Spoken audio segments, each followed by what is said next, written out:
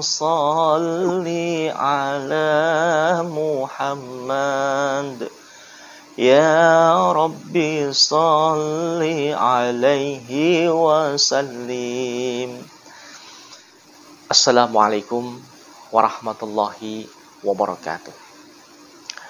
Untayan sholawat serta salam semoga tetap tercurahkan kepada keharibaan paduka alam baginda Rasulullah sallallahu alaihi wasallam, nabi akhir zaman yang telah merubah zaman biadab menjadi zaman yang beradab.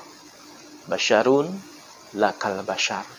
Beliau manusia, namun beliau tidak seperti manusia biasa pada umumnya seperti kita. Allah menciptakan Rasul sallallahu alaihi wasallam dengan nur atau zatnya Allah subhanahu wa ta'ala, sehingga ketika beliau dilahirkan ke alam dunia ini, terpancarlah cahaya yang memiliki energi cahaya yang tinggi, yang mengalahkan semua pancaran energi cahaya yang ada. Sehingga tak heran kiranya saat semburan api di negeri Persia yang sudah berpuluh-puluh tahun lamanya menjadi sesembahan orang-orang Majusi, maka dengan seketika padam dikarenakan saking besarnya pancaran energi yang dimiliki oleh baginda Rasulullah sallallahu alaihi wasallam. Nurun fauqa nur. Beliau cahaya di atas cahaya. Jangankan manusia yang diberikan oleh Allah akal pikiran, bahkan batu dan pepohonan pun mengucapkan salam kepadanya. Pohon mencabut akar-akar serabutnya, merangkak, berjalan, menghampiri saat dipanggil oleh baginda Nabi Muhammad sallallahu alaihi wasallam. Unta-unta memperpanjang langkahnya sambil bercucuran air mata, saking kepingin bertemu dengan baginda Nabi Muhammad sallallahu alaihi wasallam. Marhaban bi dzikrillahi ta'ala qurrata ayyun bika ya Rasulullah. Marhaban bil qailina adlan wa marhaban bis salawati wa ahlan. Beliau Muhammad Rasulullah sallallahu alaihi wasallam yang semua malaikat heran dengan manusia yang satu ini, sepi hatinya dari dahsyat ketaatannya kepada Allah subhanahu wa ta'ala. Ketika dikabarkan lewat wahyunya Allah subhanahu wa ta'ala bagaimana Nabi Allah Zakaria alaihissalam yang meminta kepada Allah untuk dianugerahkan seorang putra sebagai penerus daripada perjuangannya.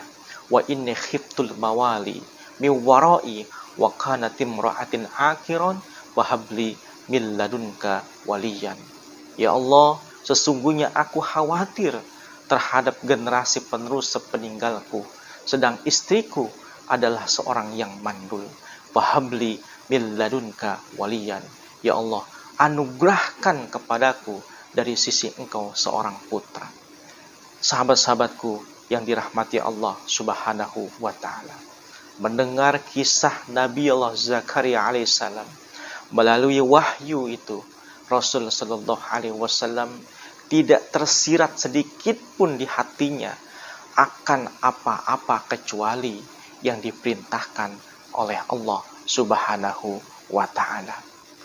Pernah suatu ketika pada saat beliau sedang menyendiri, memikirkan dan berharap bagaimana umatnya untuk beriman kepada Allah subhanahu wa ta'ala, tiba-tiba saja datanglah malaikat Jibril alaihissalam seraya berkata, "Ya Habibullah, wahai kekasih Allah, apa yang engkau minta saat ini demi kesenangan dirimu dan kesenangan duniamu, Allah akan kabulkan.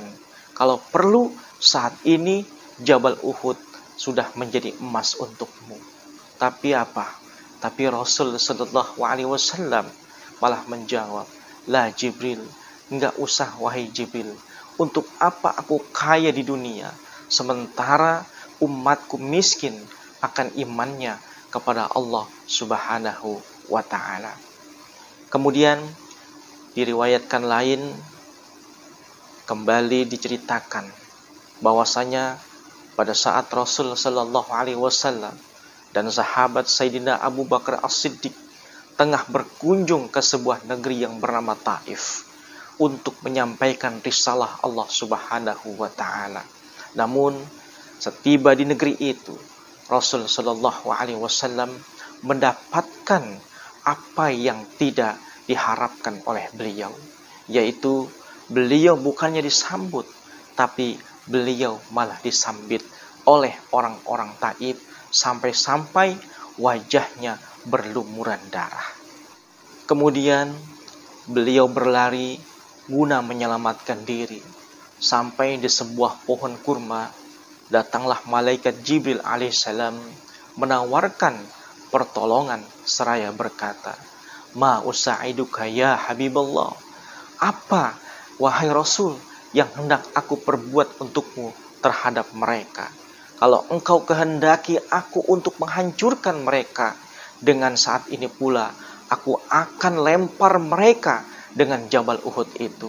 Maka dengan santai, dengan hati yang tenang, Rasul Shallallahu Alaihi Wasallam menjawab, "La Jibril, enggak usah wahai Jibril." Kemudian beliau berdoa, "Allahumma hdi qaumi fa innahum la ya'lamun." Ya Allah, berikanlah hidayah kepada mereka kaumku, fa innahum la ya'lamun, maka sesungguhnya mereka itu tidak tahu ya Allah. Nah, dari situlah beliau satu-satunya Rasul yang mendapat gelar yang belum pernah dan mungkin tak akan pernah didapatkan oleh Rasul-Rasul lainnya, yaitu Sabron Jamilan, predikat sabar yang langsung diberikan oleh Allah Subhanahu wa ta'ala.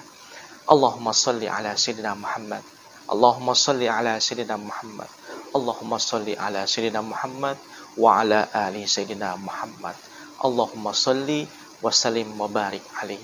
Assalamualaikum warahmatullahi wabarakatuh.